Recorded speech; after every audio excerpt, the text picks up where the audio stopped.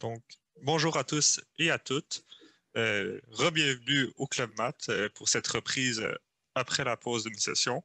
Aujourd'hui, nous accueillons M. Alexander Fribert qui va nous parler de sa conférence intitulée Combien de temps restons coincés dans un labyrinthe?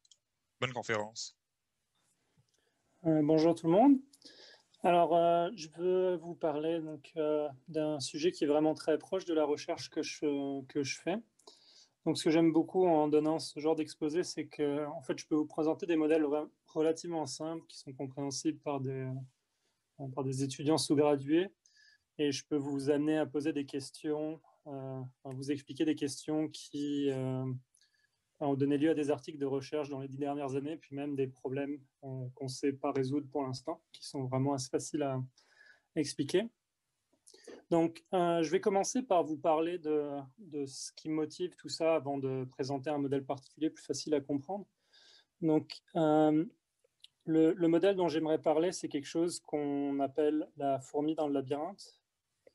Alors,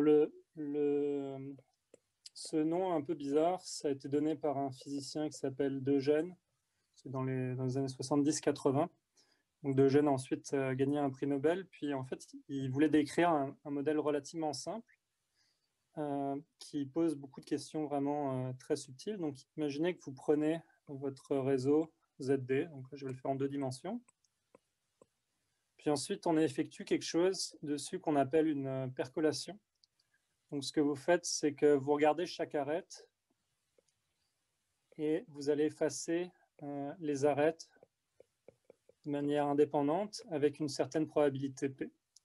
Donc pour chaque arête, vous lancez une pièce, puis avec une certaine probabilité, vous l'effacez, puis sinon vous la gardez.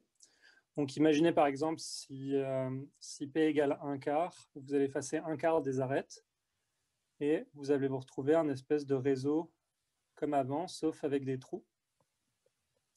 Donc c'est ça qu'on peut appeler un labyrinthe par exemple. Vous vous retrouvez avec un espèce de graphe comme ceci.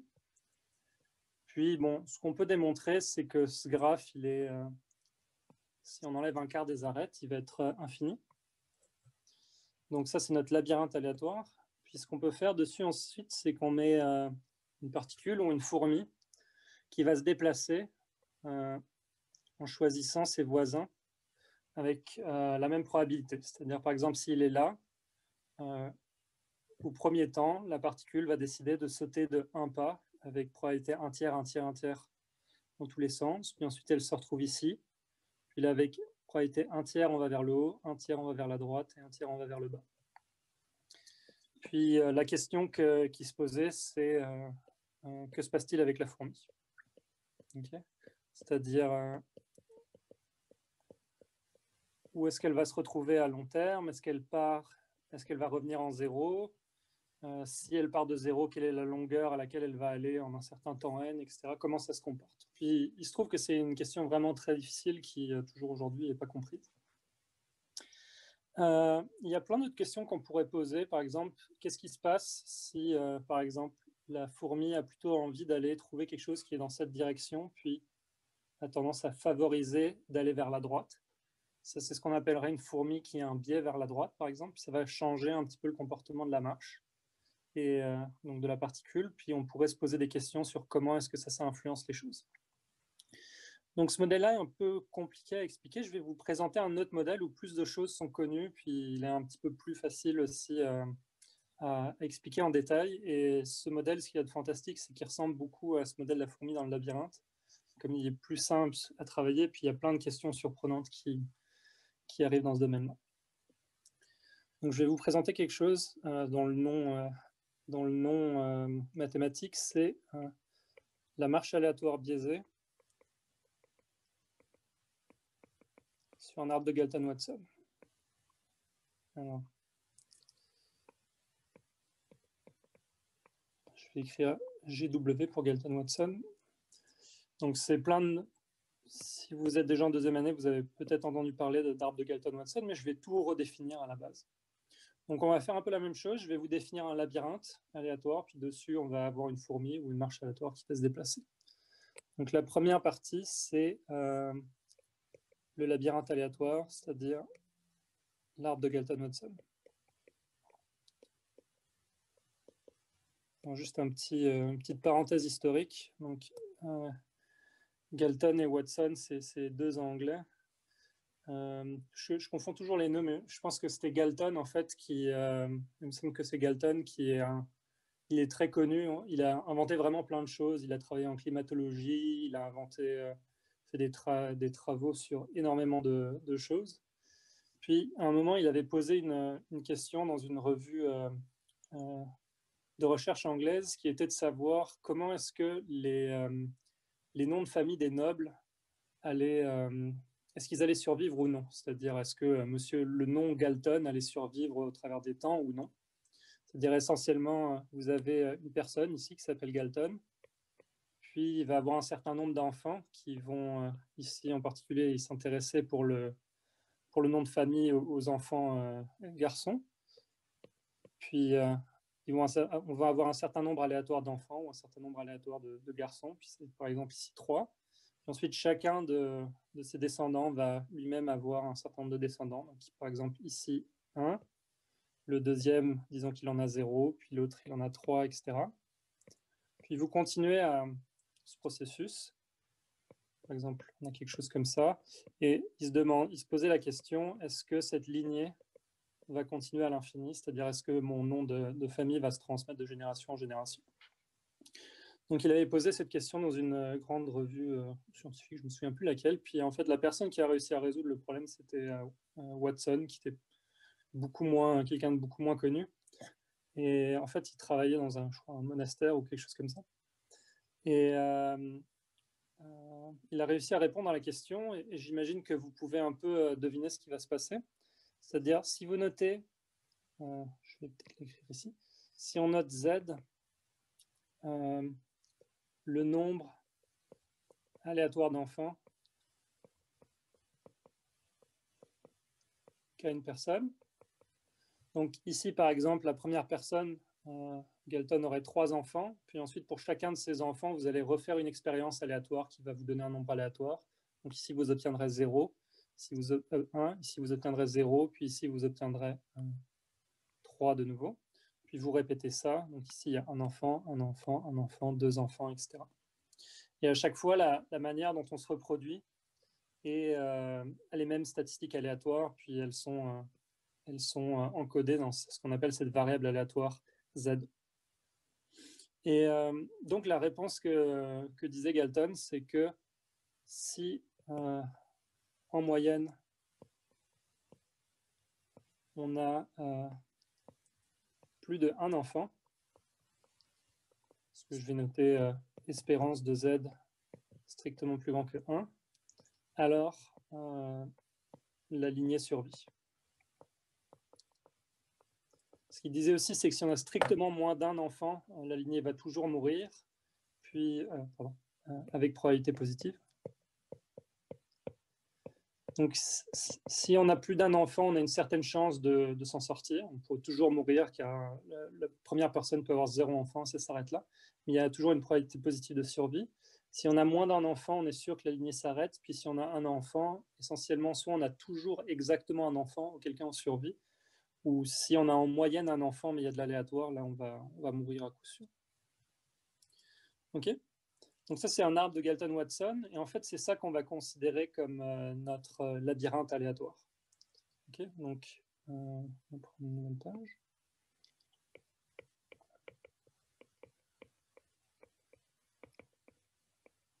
Notre labyrinthe aléatoire va être un arbre de Galton-Watson. Donc je vais supposer que le nombre d'enfants en moyenne est plus grand que 1 et que l'arbre survit. Donc ça, c'est pour avoir un labyrinthe de taille infinie.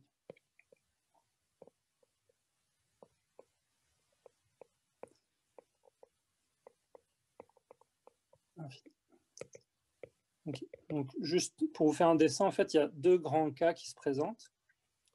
Le cas 1, c'est la probabilité d'avoir 0 enfant est égale à 0. Donc là, évidemment, on survit toujours, puis on va avoir une espèce d'arbre où tout le monde a toujours au moins un enfant. Donc, on a quelque chose de ce type-là. Ça continue.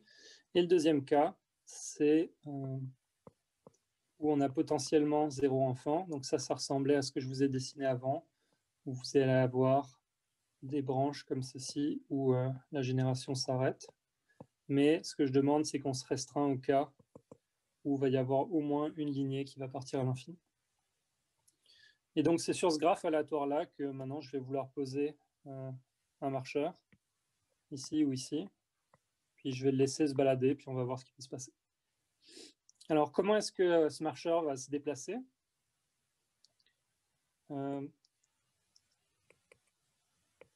Sur ce Galton-Watson, on pose un marcheur aléatoire.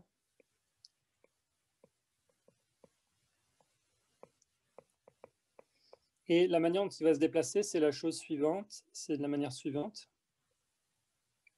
On va fixer un certain bêta positif, c'est ce qui va correspondre à ce que j'appelle mon biais.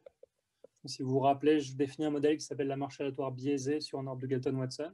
Je vous ai défini le Galton-Watson, puis maintenant on va faire intervenir le biais. Donc dans votre arbre, vous avez différentes configurations qui ressortent, qui peuvent ressembler à, je vais vous en dessiner 3. Donc imaginez que votre marcheur est ici, quelque part dans l'arbre où vous avez 2 descendants, ou quelque part où vous avez un descendant ou aucun descendant. Les probabilités de transition, vous allez les choisir proportionnellement au coefficient suivant, c'est-à-dire que vous allez mettre 1 vers l'arête montant vers le haut et bêta vers les arêtes allant vers le bas. Évidemment, ça ne somme pas nécessairement à 1, donc pour avoir des probabilités de transition, vous allez renormaliser pour que la somme fasse 1. Okay. Donc les probabilités de transition ici seraient définies comme ça. Okay. Bon, si vous aviez 3 descendants, la probabilité de prendre une arête descendante serait bêta sur 3 bêta plus 1. Donc juste pour expliquer un petit peu intuitivement qu'est-ce que ça fait. Le cas où bêta égale 1, vous prenez, ça correspond à prendre un voisin au hasard, uniformément au hasard.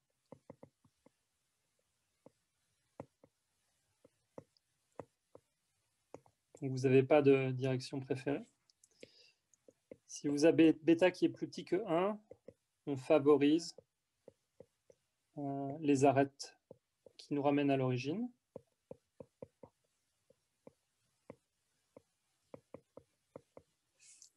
Et si bêta est plus grand que 1, on favorise les arêtes s'éloignant de 0.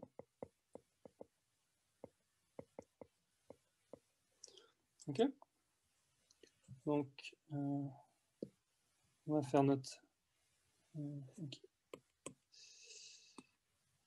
Donc, n'hésitez pas à m'interrompre d'ailleurs si vous avez des questions ici. Mais donc, le modèle, c'est vraiment ça. Commencez par tirer votre arbre aléatoirement. Puis, sur cet arbre, donc, qui s'en va à l'infini. Puis sur cet arbre, mettez une particule qui d'abord va, par exemple, disons, descendre. Puis si ensuite bêta égale 2, vous aurez 2 chances sur 5 d'aller par là, 2 chances sur 5 d'aller par là, 1 chance sur 5 de remonter à l'origine une fois que vous êtes allé en ce point. Puis elle va se déplacer le long de l'arbre et faire quelque chose. Okay. Et donc, plusieurs questions se posent. Où va la marche? À quelle vitesse se déplace-t-elle?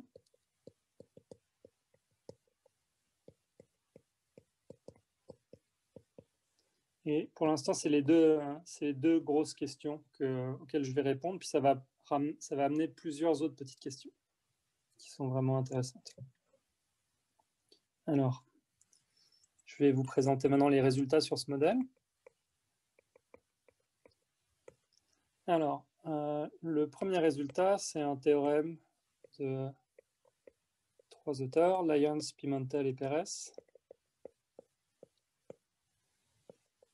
C'était prouvé en 1996. Il montre que si le biais est plus grand que le nombre 1 sur le nombre d'enfants, alors, je vais expliquer cette notation Alors, xn, ça c'est la position de la marche au temps n.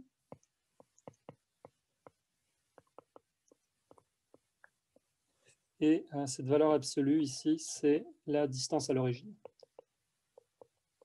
Donc ce qu'ils disent ici, c'est que si jamais le biais est suffisamment grand, et la limite pour grand, c'est 1 sur le nombre moyen d'enfants, alors vous allez partir à l'infini. Et il dit, si bêta est plus petit que cette valeur critique-là, alors xn, c'est-à-dire la marche, revient infiniment en 0.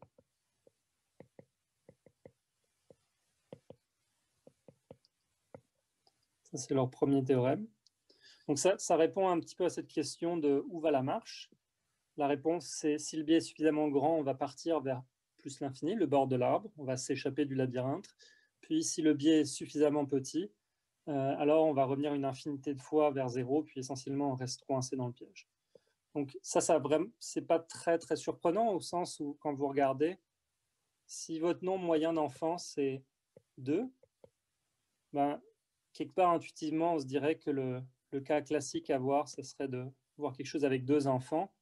Puis là vous voyez que vos probabilités de transition c'est ceci, bêta.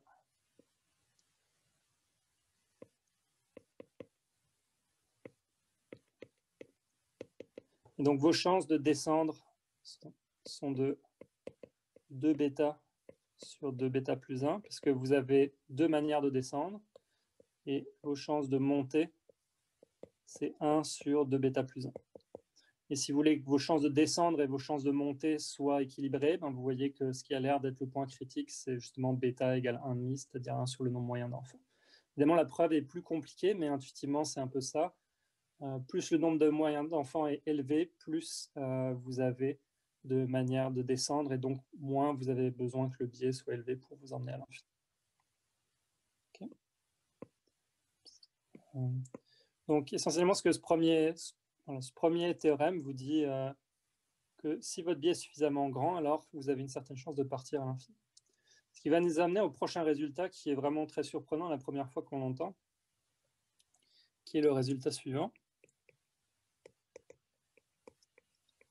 Je vous rappelle qu'il y avait 2 questions que je posais. Un, c'est où est-ce qu'on va? Puis la deuxième chose, c'est à quelle vitesse est-ce qu'on y va? Ok, donc là, on a répondu où est-ce qu'on va? On part à plus l'infini. Puis maintenant, quand on part vers plus l'infini, ma question, c'est quelle vitesse on y va?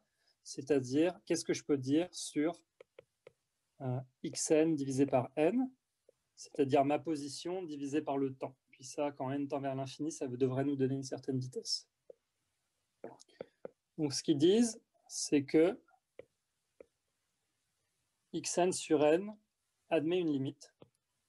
Et cette limite, je la note v de bêta. Et cette limite est non aléatoire.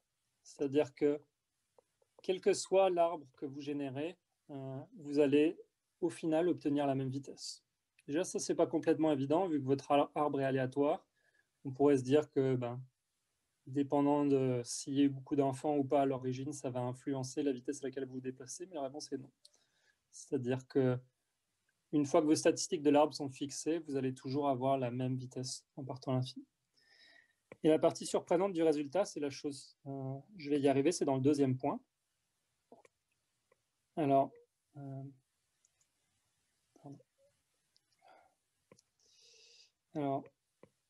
ce qu'il dit, c'est que si on a toujours au moins un enfant, alors la vitesse est positive, ce qui n'est pas super surprenant.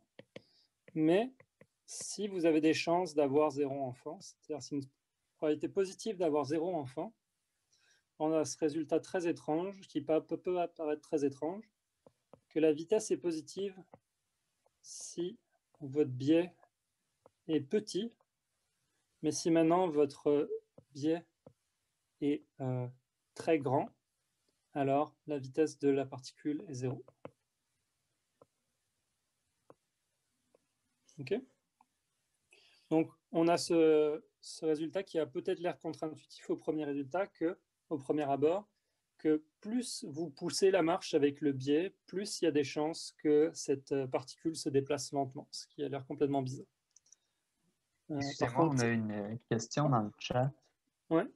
Quelqu'un qui demande de rappeler ce que sont les XN. Ah, ok. Donc le XN, je l'avais défini une page avant, mais c'est la position de la marche au temps n. Ok.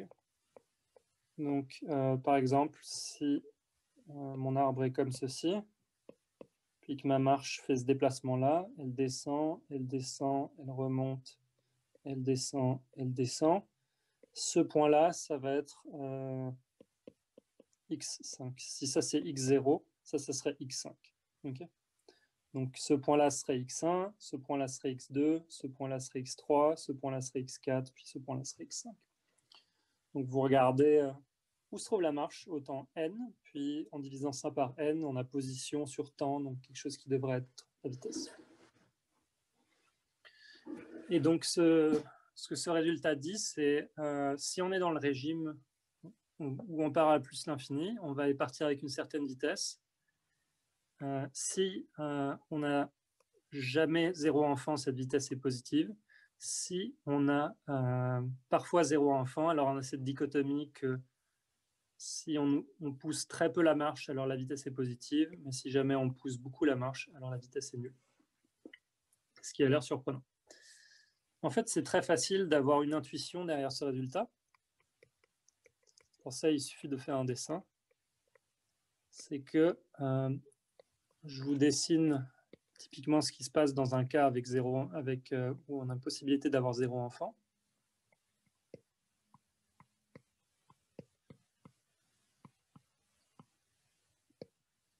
Imaginez que ça ressemble à ça.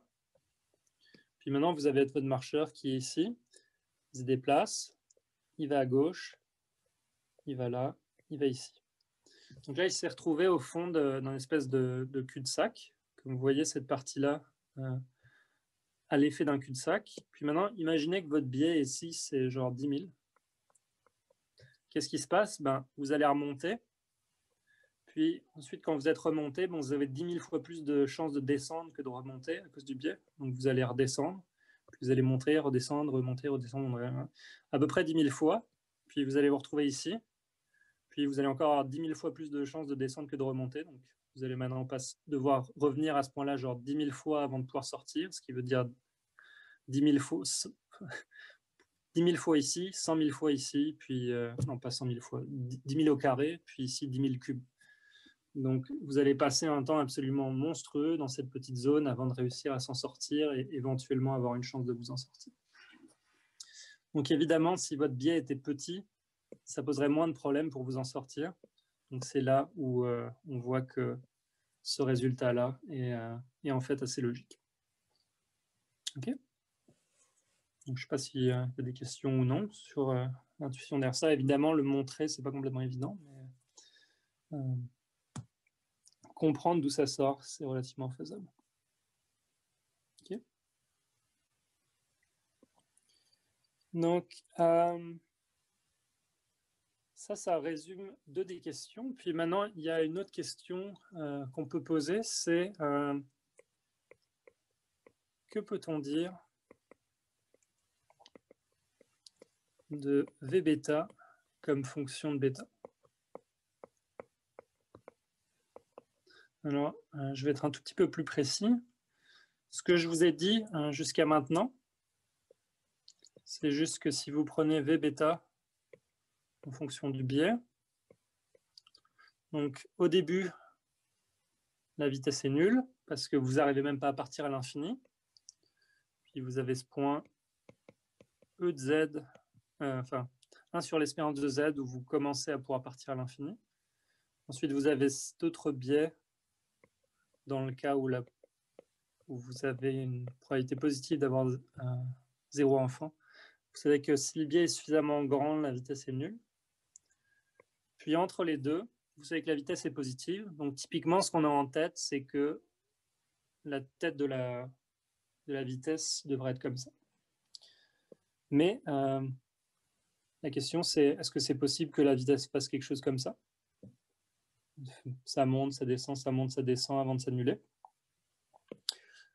Notre intuition nous dirait que non. Puis donc, on a posé la question, ça c'était en 96. Pardon, je vais l'écrire différemment. Est-ce que la vitesse est de la forme précédente, c'est-à-dire monte puis descend.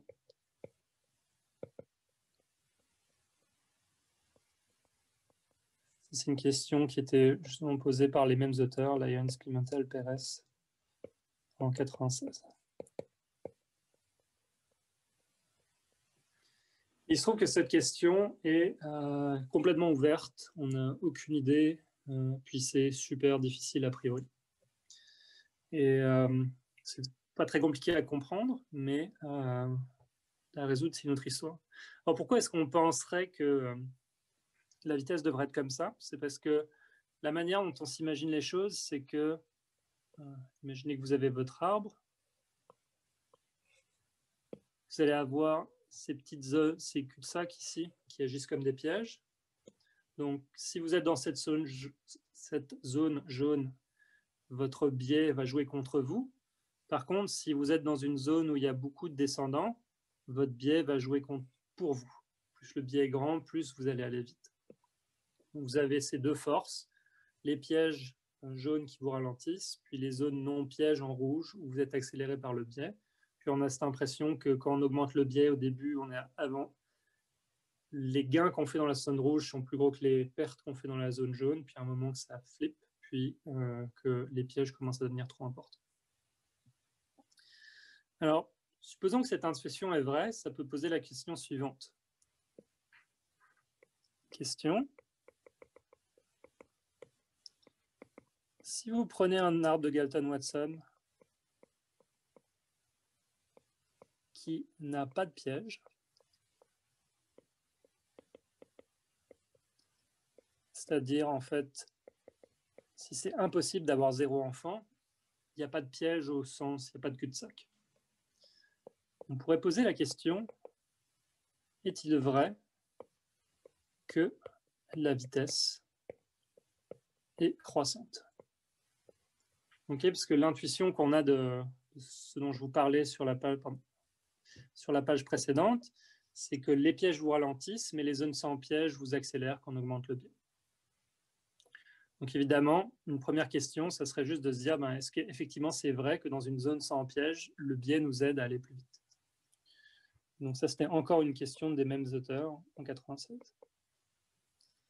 Puis, cette question est restée complètement ouverte pendant à peu près 20 ans, avant que des gens se mettent à travailler dessus. Alors, il y a un théorème qui a été démontré. Donc moi, j'étais l'un des co-auteurs avec Gérard Benarous.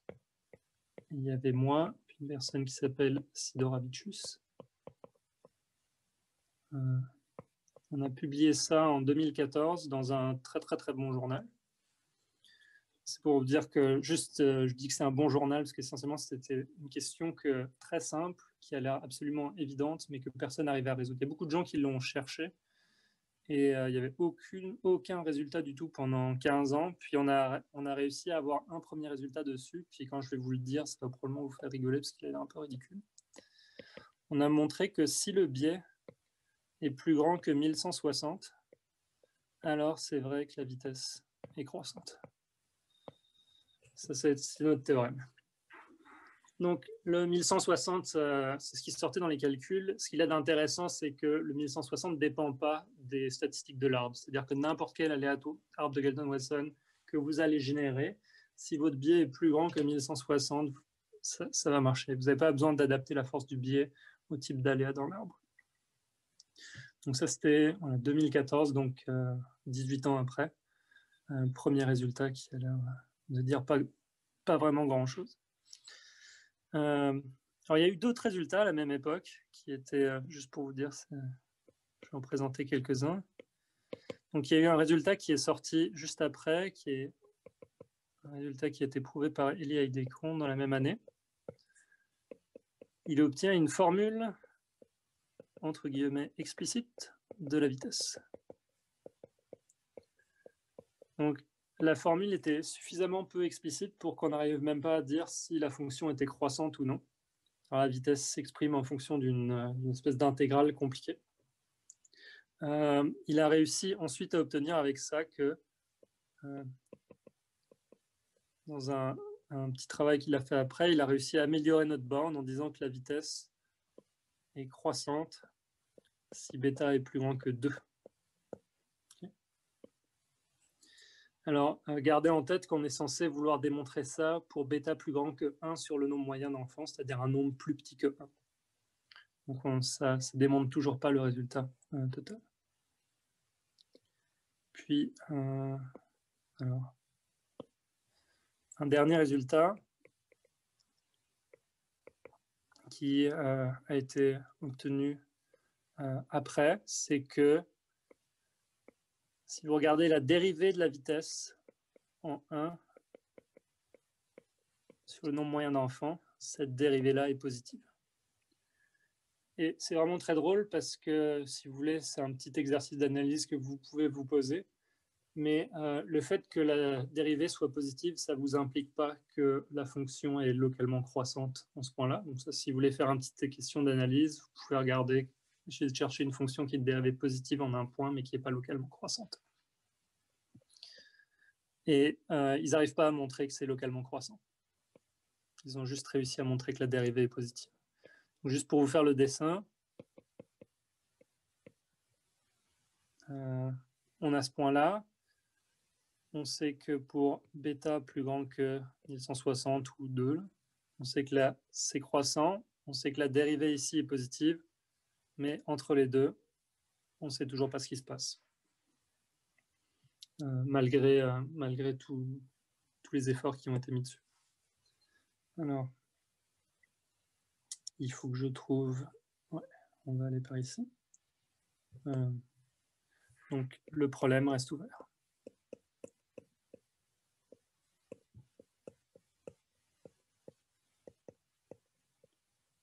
Donc, je vous rappelle juste ce que c'est que le problème. C'est vraiment très simple. Vous prenez un point, vous mettez un nombre d'aléatoires d'enfants qui est non zéro, puis vous répétez ça de manière indépendante. Vous obtenez un arbre, puis vous vous demandez si je fais une marche aléatoire qui préfère les arêtes qui descendent avec un facteur bêta, est-ce que c'est vrai qu'en augmentant bêta, je vais aller plus vite? Alors, je vais expliquer une des raisons pour lesquelles c'est en fait, cette question est quelque chose de subtil, parce que je vais donner un contre-exemple où il y a un arbre sans cul-de-sac et où cette conjecture est fausse. Évidemment, ce n'est pas un arbre de Galton-Watson. Alors, on va chercher un écran. Cette conjecture est fausse si on ne travaille pas avec des Galton-Watson.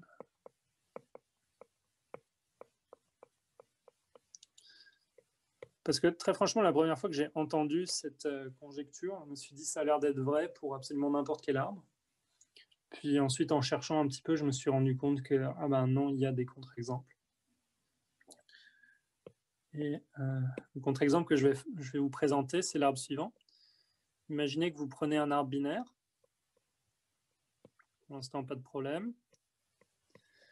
Et à chaque fois que vous avez une intersection, vous allez rajouter une ligne de gens où il n'y a toujours qu'un seul descendant. Donc votre arbre aura l'air de ça.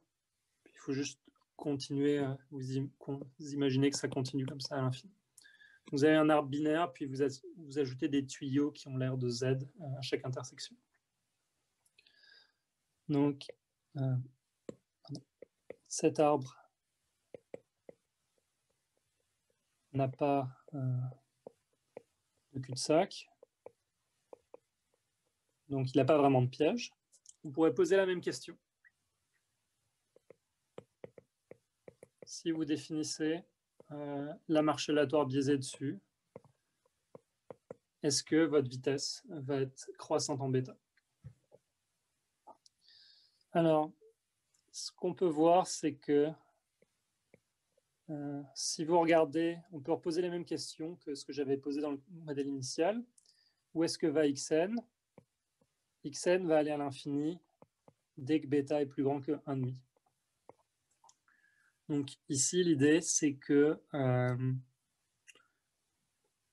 faut essayer de comprendre c'est quoi le nombre moyen d'enfants. Puis, dans un certain sens, ici, c'est ce que ressent la marche, c'est vraiment comme s'il y avait 2 enfants. Et c'est ici que c'est ça qui vous fait la limite. Donc, si vous croyez ce que je vous dis, que le moment où vous commencez à partir à l'infini, c'est 1,5, c'est pas surprenant de penser que la vitesse en 1,5 plus epsilon, ça devrait être proche de 0. Okay. Vous arrivez à peine à aller à l'infini, votre vitesse devrait être petite. Maintenant, qu'est-ce qui se passe en 1? Donc ça, c'est le premier point. En 1,5 plus epsilon, la vitesse est 0. En bêta égale 1, on a que la vitesse de la marche est nulle, en fait. Alors pourquoi est-ce que c'est le cas? C'est que, imaginez que votre particule se déplace, à intervalles réguliers, elle va rentrer dans un de ces tuyaux rouges. Okay, à chaque instant que vous êtes sur la partie noire, vous avez une chance sur 4 de rentrer dans la partie rouge, donc vous allez rentrer très très régulièrement dans les parties rouges. Qu'est-ce qui se passe quand vous êtes dans une partie rouge? Votre graphe ressemble à ceci. C'est une section de Z. Et ce que vous faites, c'est une marche sur Z qui a une chance sur 2 d'aller à gauche, puis une chance sur 2 d'aller à droite. Donc ça, c'est comme si vous jouiez à pile ou face, que vous partez avec, disons, $1, puis vous allez revenir sur la partie noire du graphe si jamais vous avez perdu votre dollar. Donc ça, c'est comme jouer au casino, et comme vous savez, on passe une éternité de temps coincé dans un casino. Et en fait, si on vous fait le calcul proprement, le temps qu'il vous faut pour sortir de cette zone rouge, il est fini, mais en espérant, en moyenne, le temps pour sortir est infini. Donc, si vous avez fait quelques cours de probabilité, vous avez peut-être déjà vu ça, mais tout ça pour vous dire que le temps moyen pour sortir de la zone rouge, il est infini. Ou imaginez-le très très grand. Ce qui veut dire que à chaque fois que vous rentrez dans la zone rouge, vous allez passer en moyenne un temps très très long avant de réussir à vous en sortir. Et en fait, c'est tellement long le temps que vous passez dedans que, en pratique, ça agit comme un piège, puis votre vitesse totale est nulle. Donc on peut démontrer que la vitesse en 1 est 0. Puis si maintenant vous allez en bêta égale 3/4, là vous avez deux choses. Sur la partie binaire, vous avez, si je me mets là, vous allez avoir, alors c'est quoi les probabilités? Vous allez avoir 3/4, c'est un peu long à écrire. Okay. Alors vous avez comme chance 1 sur bêta plus 2 bêta plus 1 de monter, puis vous avez bêta sur 2 bêta plus 1 de descendre des deux côtés. Et donc je vous refais un peu le même calcul qu'avant. Monter, c'est 1 sur 2 bêta plus 1, et descendre, c'est 2 bêta sur 2 bêta plus 1. Puis vous voyez que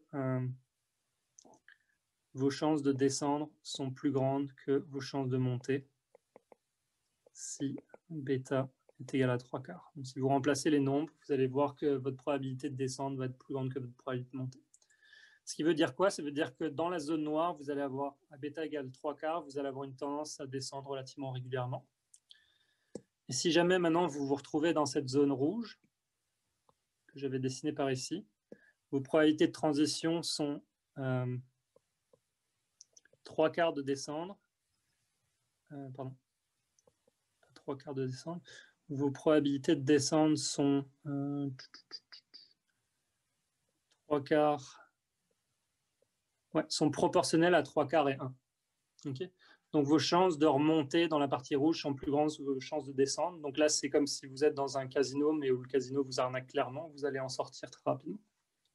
Donc dans cette partie où vous êtes à bêta égale 3/4, vous allez vite sur la partie noire, puis vous ne restez pas coincé dans la partie rouge. Et ce qui fait qu'au final, vous avez une vitesse positive. Donc en fait, si je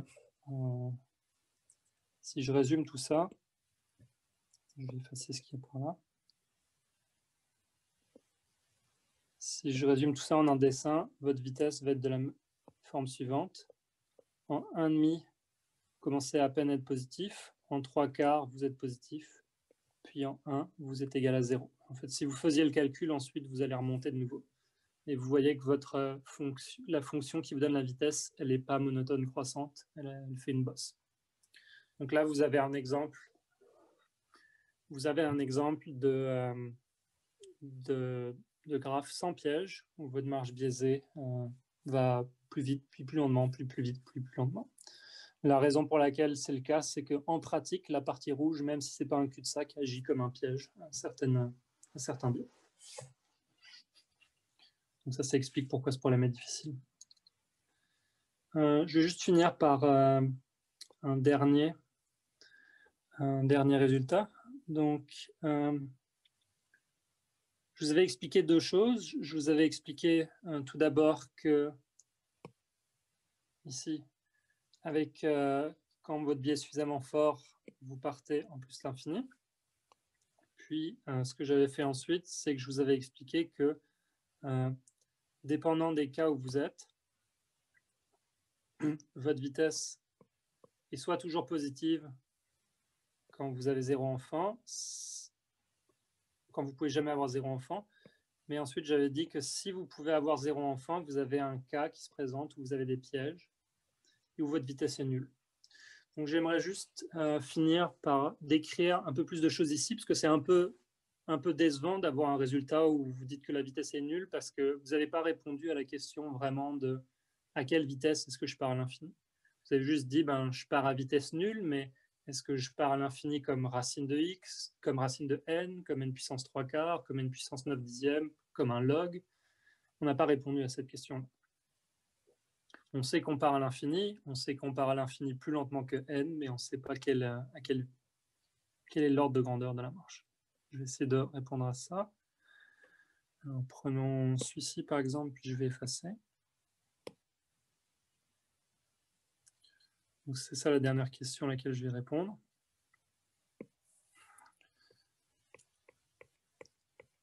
Alors on va supposer qu'on est dans le cas où on part à plus l'infini, mais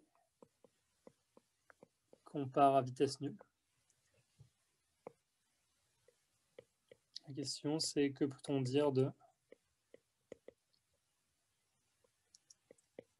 xn? Est-ce que ça se comporte comme du log n, comme du n puissance 1,5? Comment ça se comporte?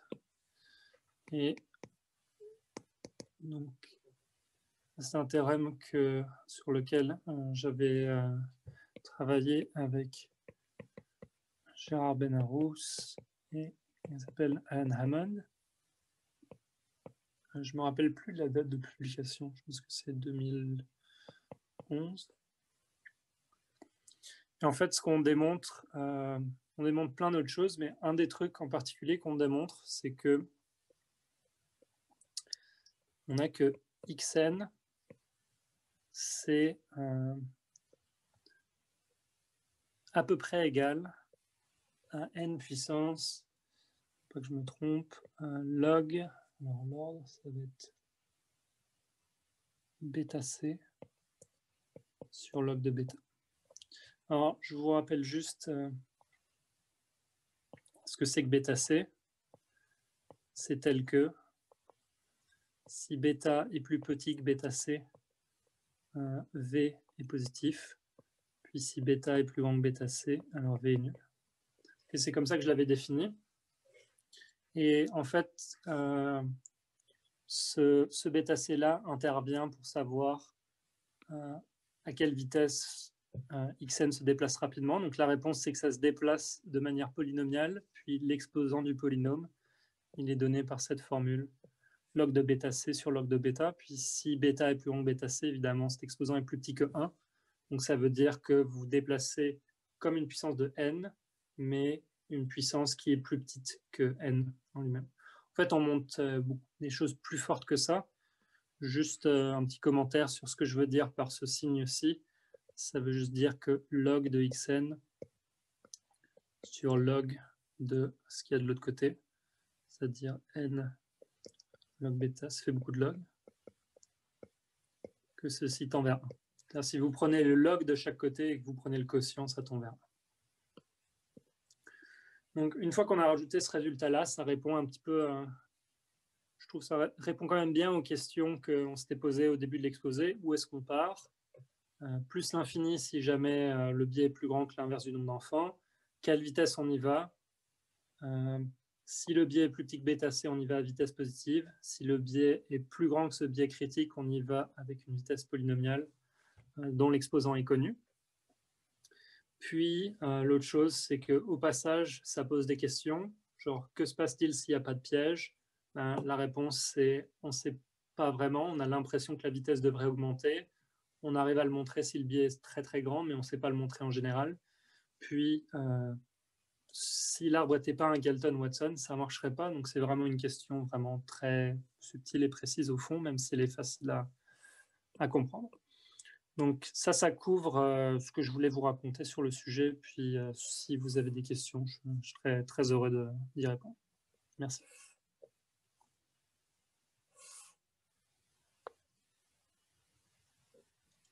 Bien, merci à vous pour la conférence. Et oui, si vous voulez poser des questions, soit vous unmute simplement ou l'écrire dans le chat et on va vous donner la parole.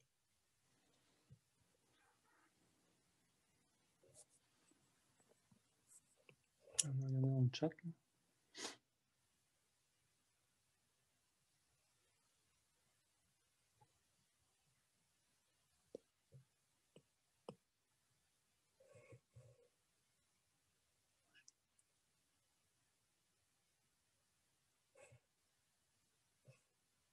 N'ayez pas peur si vous avez des questions.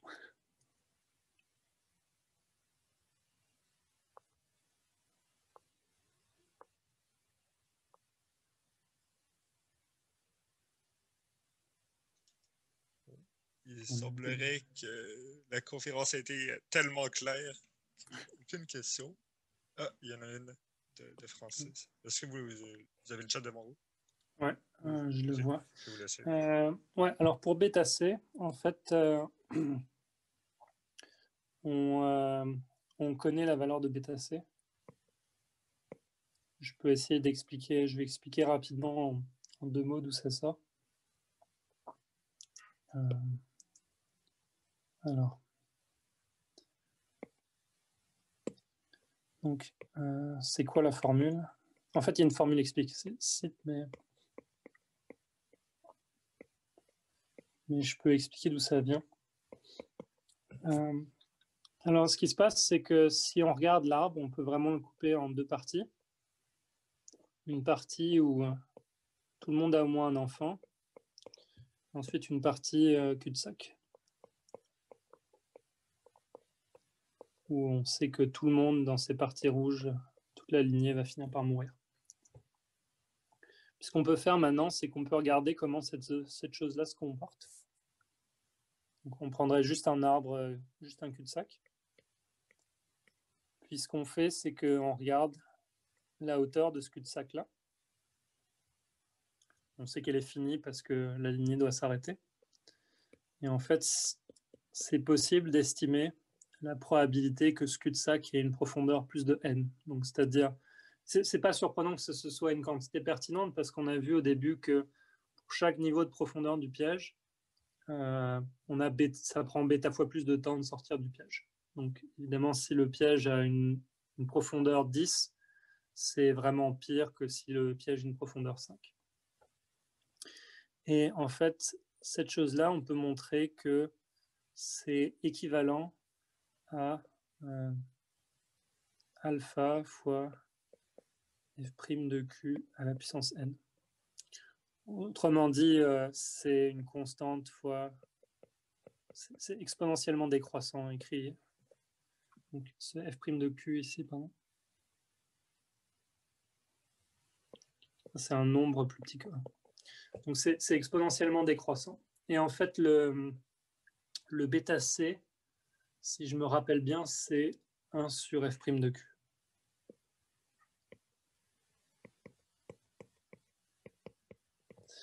Alors, écrit de manière plus simple, ça serait plutôt de dire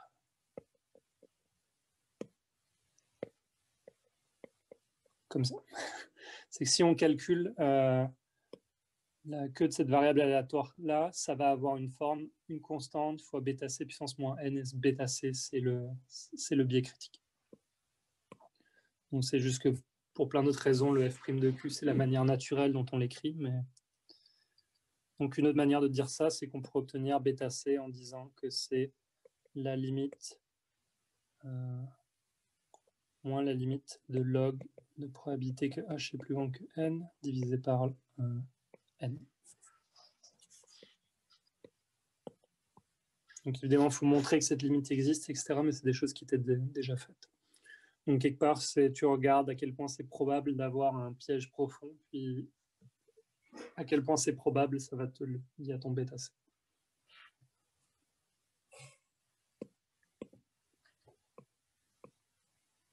Est-ce qu'il y a d'autres questions? Donc d'ailleurs, toutes ces choses-là sont plus ou moins les mêmes quand on fait... quand on regarde le problème sur le réseau, c'est-à-dire en prenant vraiment le labyrinthe comme ça, on a le même genre de type de résultat. C'est juste beaucoup plus dur à démontrer. Mais on s'attend à ce qu'il y ait exactement la même phénoménologie.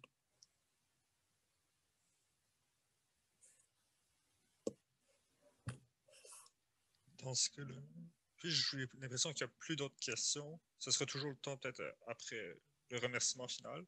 Mais, excuse-moi, Laurent, j'ai reçu une question, mais en privé dans le chat. La personne écrit: qu'en est-il pour les arbres de profondeur finie, c'est-à-dire sortir du labyrinthe égale arriver à la profondeur maximale? Fait que je pense que la question, c'est est-ce qu'on peut... Si on prend un arbre fini, puis tu poses la question arriver au fond le plus loin possible, c'est ça? J'ai jamais réfléchi à cette question-là. Donc, ok. Le souci qu'il y a avec cette... la difficulté qu'il y a avec cette question-là, c'est que si tu prends un arbre avec le nombre moyen d'enfants plus petit que 1, c'est-à-dire un arbre, ce qui va donner un arbre fini, tu vas obtenir un arbre de taille vraiment, vraiment finie, genre 3 ou 4, disons. Puis le problème, c'est la plupart des résultats qu'on fait en probabilité, c'est des probabilités quand quelque chose tend vers l'infini, pour qu'il y ait un peu des moyennisations qui se passent. Donc ça serait très dur d'obtenir un résultat intéressant si l'arbre était fini. Par contre, le genre de question qu'on pourrait se poser, c'est que on pourrait essayer de regarder qu'est-ce qui se passe si on prend un arbre fini, mais les arbres avec un nombre d'enfants plus petit que 1, mais en conditionnant à ce que l'arbre ait une taille plus grande que n, par exemple. Tu mets un espèce de conditionnement pour forcer cet arbre qui a envie d'être fini. Tu peux le forcer à juste, tu regardes le peu de cas où cet arbre est grand, puis tu prends un de ces arbres-là au hasard et tu peux te poser le même genre de questions. Et si jamais tu faisais ça, ça donnerait une structure un petit peu similaire. Dans ce cas-là, tu as une espèce d'arbre avec une lignée longue, puis avec des arbres petits finis qui pendouillent comme ça. Puis tu pourrais te poser le même genre de questions sur combien de temps est-ce qu'il te faut pour atteindre le point du bas. Si je réfléchis 2 secondes, Rien de tout ça a été démontré, mais si je devais deviner quelque chose, ça serait que, en fait, dans ce cas-là, le temps pour atteindre le fond, à mon avis, serait plutôt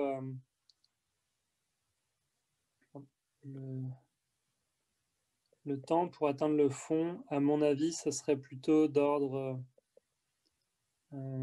exponentiel. Attends. Si à la place de conditionner à une taille n, tu le conditionnes à avoir une hauteur plus grande que n, à mon avis, le temps pour atteindre le fond, il est exponentiel en n.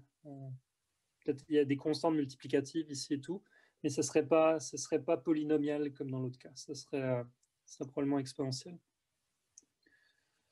Donc, cette question n'a pas été étudiée autant que je sache, il n'y a pas de résultat dessus, mais ça serait diable avec le même genre d'outil, puis ça donnerait probablement des résultats comme différents. Comme dit, je pense que le ralentissement serait beaucoup plus grand, parce que bon, c'est compliqué d'expliquer tous les détails, mais ça pour dire que ouais, tu peux poser cette question à condition que tu conditionnes par l'arbre fini à être grand. Si tu conditionnes par rien, typiquement les résultats, les probas ne te diront pas grand-chose.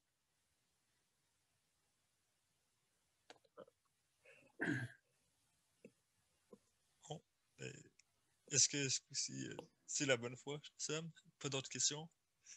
Donc, encore une fois, merci beaucoup, M. Fuller.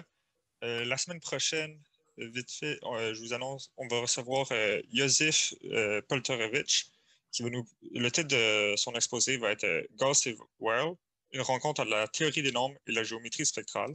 Donc, à la semaine prochaine. Encore une fois, merci beaucoup.